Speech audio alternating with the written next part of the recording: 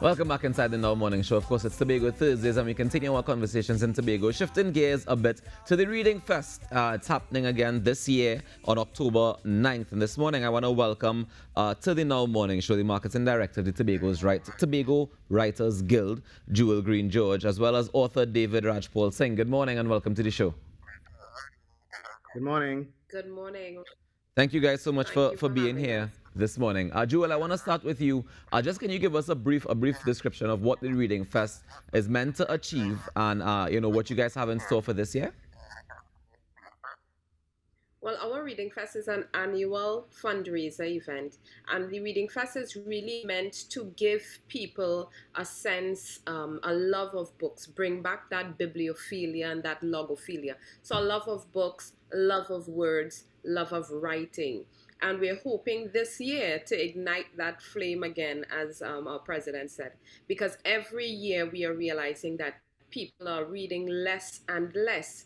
And we want people to go back to those times when they would have a physical book in their hand to read, where they would be interested to go to the bookstore, smell, the glue in the back of the book, flip through a book as they're standing there at the store. And it's really to bring Tobago's voice to the forefront. So we have authors reading from their personal manuscripts, reading from their favorite books, and we'll be up at the fort this year. It's going to be called Full Moon at the Fort. And what we're really looking to do is to bring magic, to bring culture, to bring folklore, just to bring people out of their houses, to mingle with each other and hang out and have a really good time with books. Definitely, and as you mentioned some of the topics there, David, I know that you're a folklore writer in particular.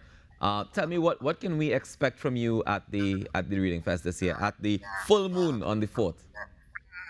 Okay, well, I would say folklore fantasy is sort of a reinvention using the traditional folklore creatures as we know them. But very much what Jewel said, the love of words, the love of storytelling, bringing back that actual physical book in your hands.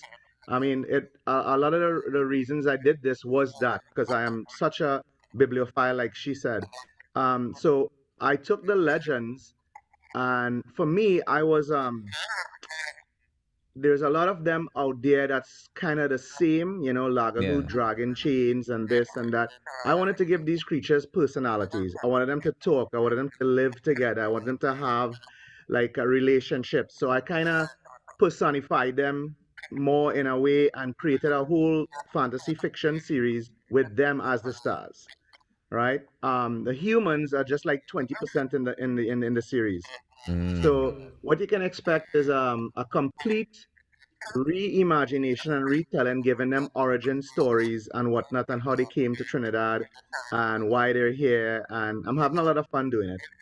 Now, the name of the book is The Chronicles of Kairi. I'm very interested as to what even motivated you to take this perspective on our folklore characters. Well, the legend is, it's a lot of people don't confirm it, but the legend is, Kairi was the first name given by the people of Trinidad and Tobago, right? Is Kairi Some argue who it is. Is Kairi or Airi? Is it Kairi? Airi came from Kairi. Ah, right? Okay. And they said Kairi was the name of Trinidad, which some people believe is the land of the hummingbird, right? In my series, which spans thousands of years, it is that, but it's another reason why it's called Kairi, right? Because in my story, I don't want to give anything away, but that is actually a group, right? Kairi is a group. Okay. Of creatures, yeah. Right. And right, go ahead.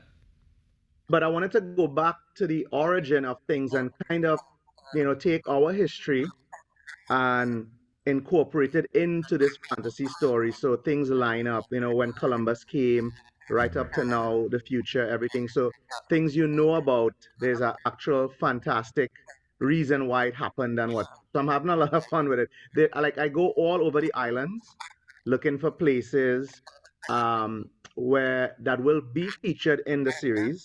Yeah. And I enjoy writing from them, taking photos. Like I had to go to the museum because there was a scene in the museum, Moruga, Cedrus, all over. all over Tobago, right? I'm exploring places in Trinidad right now for volume 2, which I'm writing. So I it's was going just to ask you about. bringing a degree of reality into it. Yeah, I was going to ask you about the research part of it, and I mean, you mentioned it there, right? But, as we spoke earlier about taking those physical books and, being able to smell them, to feel them, to be able to have that experience, I'm curious as to who some of the authors that you would have been reading that would have inspired you, to get into writing this style and this topic in the first place. Um, Reading all the local writers. Of course, everybody grew up in school with V.S. Naipaul, you know, and reading stuff like A Year in San Fernando. We all have, these great books. When I left Trinidad as a teenager and I went to Canada, I started to read a lot of nonfiction and a lot of fiction. I was never really a fantasy fan, more crime, drama, mystery, thriller. I guess I have a a very large library here of fiction books, and I would say an American author called Dean Koontz really inspired me the most Mm, because he did something which I did not really see in modern writing, which is page turners, but with a sort of literary prose. So it's like take Charles Dickens or Dostoevsky or Balzac or one of these guys, but write quick moving stories okay. using that type of story. I love that. So you can Nice. get a bit of both worlds. It's not just all mindless action and bad writing, and it's not just writing where you fall asleep because nothing Yeah. happens. So it's kind of a fusion of both. Nice, nice, David. Looking forward to getting clips of it. But where can we get access to the book if we want to purchase it? And all the major bookstores in Trinidad has it. All right, nice. Um, it's in the libraries, and in Tobago, the bookstores in Tobago as well. Will it be available for us to purchase at the Reading Fest on Sunday, October 9th? Oh, definitely, yeah. Yes, for All sure. right, nice. Jewel, I want to jump back across to you. Tell me the importance to the Tobago Writers Guild of having Dr. Michael Anthony headline this year's Reading Fest. Well, Dr. Michael Anthony is one of the most prolific TNT writers. We know he has an extremely vast volume of work that he's put out. But when I was at school, he was on our literary reading list. Yeah. And Green Days by the River is a book that a lot of people know. Yep. And he will be doing a reading from that book exactly. He's 92 years old. He doesn't travel anymore. And he graciously said he would give us a virtual reading from his book. So he is going to be doing that for us. It's a blessing, I would say, to still be able to call on these writers. And he is so still in love with writing.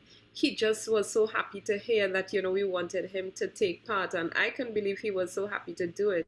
But we're happy to have him, and we encourage all writers of all genres to take part in our Reading Fest.